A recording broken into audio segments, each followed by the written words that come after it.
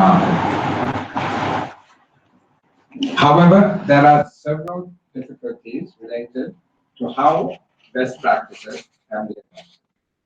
One needs to choose which best practices to adopt.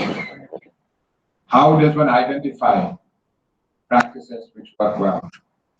How does one determine that they're working well? So these are all questions that need to be constantly raised and addressed as you move along. Now, best practices evolved over time and across organizations. They also depend on the organizational, social, and political context as well. This is clearly very critical. Therefore, continuous upgrading and adaptation is important, taking into account the local context. Let me now turn to innovation. The OECD, which is the standard-setting body for the advanced countries, defines innovation in the public sector as the process of generating new ideas and implementing them to, 1, create value for society, 2, recover new or improved processes, that is the internal focus, and 3, to strengthen service delivery, which is the external focus. One can also specify 3 major characteristics of public sector innovation. 1 is novelty, that these innovations introduce new approaches. 2, implementations. Innovations must be implementable and not just be an idea. And 3, impact. Innovation should result in better results, including efficiency, effectiveness, and user or employee satisfaction. Now, the public sector both promotes innovation by funding private companies and also develops key technologies itself by investing in the early stages of technologies when uncertainties are too high for private companies. For instance, through history, things like the railways, the internet, have all been catalyzed initially by public investment, which was in collaboration with private investment before they took off. In addition to the public sector's role in catalyzing innovation in the wider economy, there's an urgent need to power innovation within the public service itself to unlock radical productivity improvements and efficiency gains, and to foster the creation of more public value and a better response to societal challenges. Public sector innovation can take a variety of forms, and these include smarter procurement, mobilizing innovative financing, creating digital platforms and citizen-centric services, driving a new entrepreneurial culture among public managers. These are various ways in which public sector innovation can take place. Public sector innovation requires a new vision such that public managers become entrepreneurs. This transformation necessitates a pervasive change of mindset, more experimentation, controlled risk-taking, and an agile and personalized response to new challenges. These will unlock the potential of an innovative public service, which can be transformed into a much-needed growth engine for the economy. In formulating public sector reforms, there seems to be merit in posing the following questions. How can we put government on an orderly and efficient footing? How can we get government closer to the grassroots? How can we make government more affordable? How can we make government perform better and deliver on our key objectives? How can we promote integrity and accountability? How can we make government more responsive to our citizens? These are all questions which we need to keep in mind as we move forward with our public sector reforms. Now, I think, if I'm not mistaken, New Zealand was really the pioneer in terms of public service reform. In fact, I think they even had a KPI for the governor. He had to maintain inflation within a range or else go home. So, unfortunately, that's not a KPI that the Central Bank of Sri Lanka has. Perhaps there should be one. But another country which of course has done well, which all of you know about, is Singapore. So let me just distill a few key features of Singapore's public management reforms. The Singapore model of public management is characterized with merit-based principles in recruitment and promotion, a strict bureaucratic hierarchy and administrative impartiality, high scores on international governance indicators, and sustained economic growth for almost 50 years are largely attributable to 4 policies adopted in the early post-independence. One was comprehensive reform of the Singapore civil service. 2, strong and enforceable anti-corruption measures. 3, decentralization of the Public Service Commission. And 4, payment of competitive market salaries to attract and retain the best candidates in the public service.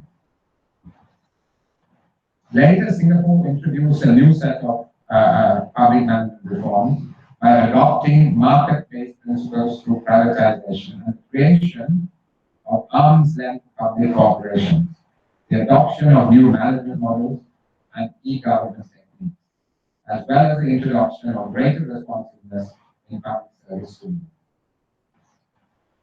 Now, it is legitimate to pose the question whether the Singapore experience is replicable in other developing countries like Sri Lanka.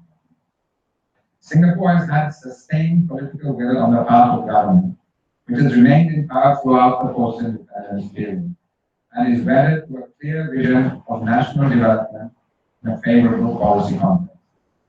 This represents a continuity rarely found in other developing countries. Furthermore, Singapore is a small city-state with a population of just over 5 million. So one needs to recognize these very Singapore-specific functions. But having taken this into account, it is also important to highlight some lessons which can be applicable to developing countries more generally. These include, 1, the importance of integrity and strong anti-corruption measures, meritocracy expressed through recruitment of results orientation in which pay and promotion reflect individual performance and contribution to innovation and policy outcomes, and competitive salaries for the public service of corruption. In addition, there are also more specific institutional reforms that offer additional lessons. These include autonomy for boards and public sector corporations, while retaining regulatory oversight and policy direction within central agencies. 2, rewarding individual and organizational performance through incentives and recognition. 3, a practice of continuous innovation. And 4, leadership by example. Now, let me now turn to a number of obstacles which tend to inhibit learning in the public sector. And these are inhibitors seen in many countries. 1 is a culture that is risk-averse and resistant to change. 2, a desire for uniformity in public services that stifles innovation and variety. 3, an adversarial political system supported by media that highlights failure while tending to downplay success. Shared assumptions amongst both politicians and civil servants that command and control is the correct way to exercise power. Next, a lack of feedback on the results of policies. To do anything, the lack of time to do anything other than to hope. I think a lot of you know this. There's so much firefighting to be done on a day-to-day basis. It's difficult to step back and take a more holistic strategic view of what needs to be done.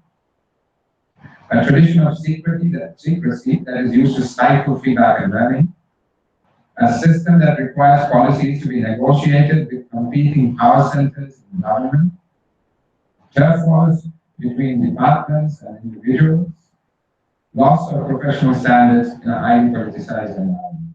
These are seen, in fact, across many countries, and these are issues which tend to hinder innovation and the adoption of best practices. Finally, let me just say a few words about the Sri Lankan experience. Sri Lanka has a comparatively large public service area, and it covers a wide range of key subsectors in the economy. That is pretty much every sector in the economy, particularly education, health, social security, and welfare. It is also an important provider, a service provider, to the primary sectors of the economy, as well as to the general public, in particularly vulnerable segments of our society. Now, I think in 2015, the public service accounted for about 15% of the workforce. Now, it's interesting, in the Philippines, the corresponding figure is 7.4, Thailand 8.6, Malaysia 12.2, Vietnam 8.2. Interestingly, Singapore is 18.5. These numbers are a few years old for the other countries, but I'm sure it hasn't changed very much. Interestingly, Singapore has a higher proportion of people employed in the public service than Sri Lanka. So the lesson to be drawn seems to be that it's not the size of the public service that matters, it's really the outcomes that it means. So that I think is the key lesson. Sometimes people say you must have small government, and I say I'm not of that ideological orientation. But it's crucial that the public sector is outcomes oriented and produces results. If not, of course, then one has to look for other ways of doing things. Now, there have been various allegations, of course, made about over-recruitment, over-activity, malpractice, and inefficient service delivery. And it's generally recognized that we need some reform in the public service. But as in many countries, Sri Lanka has been making efforts to upgrade its public administration capacity by making it more efficient, accountable, proactive, and service-oriented. And I know Professor Tilakisuri's objective is to try to showcase what has been done. There is a great deal that has been done and is being done. And some of these things include the introduction of new public management initiatives and new technology. For instance, there have been a number of productive initiatives. Numerous programs have been introduced by the National Productivity Secretariat to strengthen productivity of public sector institutions for better service delivery.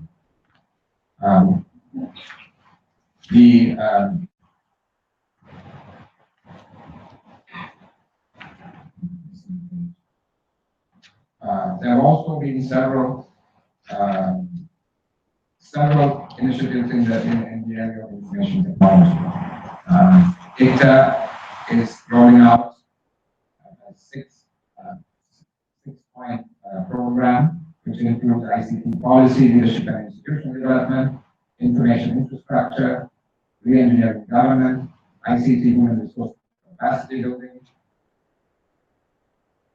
and ICT investment, as well as a move towards an e-society. There has been the e-service platforms that have been created. I think the R&D was the first, and it's been extended to the education ministry, and I'm sure this is being rolled out into other areas as well. And there have been others that have been established, 30 of them around the country, for more inclusive IT strategy.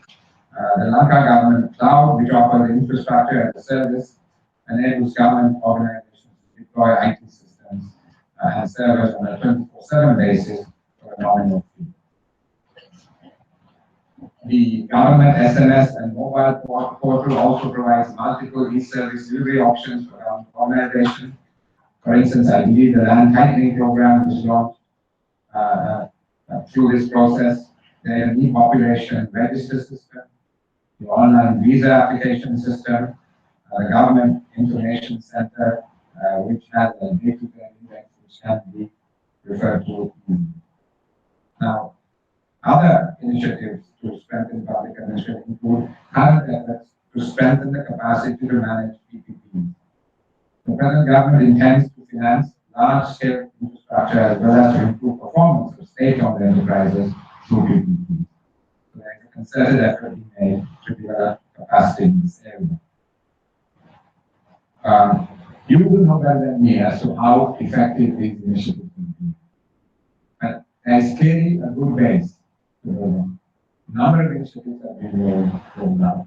We need to learn lessons, take stock, learn lessons, and build on it so that the service delivery can be improved even more. Before finishing, let me briefly address the modernization program that the Central Bank of Sri Lanka mentioned. The program started formally in 2001. The main objective of the modernization was to create a lean and efficient central bank in line with modern central banking practices. Improve the governance system and establish a core financial system infrastructure to satisfy the needs of an evolving economy that has to keep pace with the changing world. Key components of the modernization program included legal and organizational changes, human resource reforms and development, introduction of technology, and improvements in the governance system. Following the modernization and implementation of the voluntary retirement schemes for officers at all levels, the central bank was able to demonstrate that a smaller number of employees can perform the functions of the bank in a more effective manner.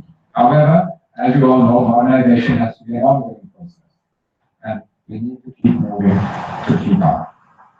In conclusion, let me say, globalization, and pretty much no country can escape from that, places a very high premium on competitiveness. The effectiveness of the public service is a key determinant of a country's competitiveness in this globalized world. In Sri Lanka's case, the premium attached to some policy and effective delivery has increased significantly now that we have achieved low middle-income country status. We are no longer eligible for concessional money in the form of foreign. We are now much more exposed to rating agencies and international capital. This places a very high premium on effective management of our economy and of our policies and programs more generally. So this, in fact, places an even greater responsibility on the public service, which touches all aspects of our society, to keep moving, to keep evolving, to keep adopting best practice, and to keep driving innovation. Thank you all very much.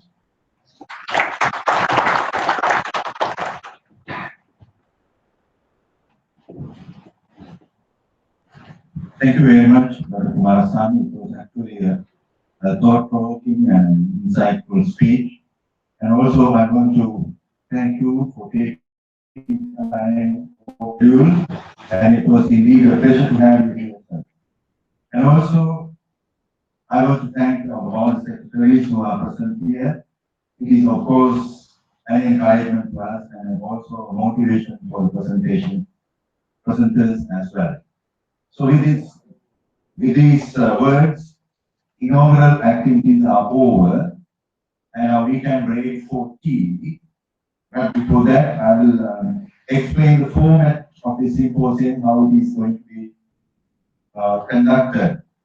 We have about 21 papers to be presented, and these 21 papers are broadly fall under 3 major themes: policy, governance and public administration, systems and innovation. So we have 5 papers to be presented on policy, and another 5 under governance and public administration, 11 under system.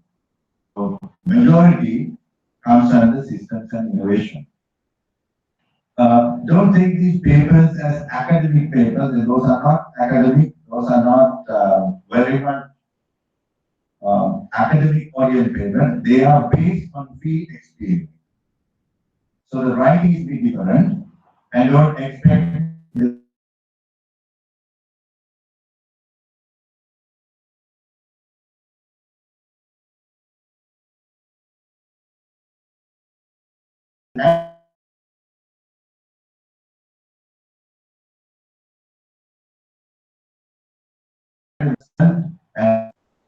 and it is now 10 past 10, so we will have 30 minutes for tea, and we will start our session 10:40. And thank you.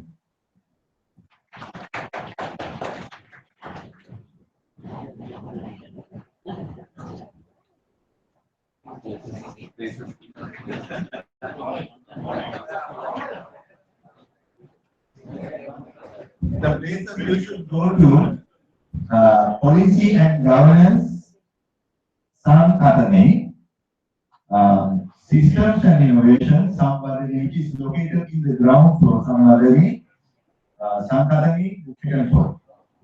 That is after the tea.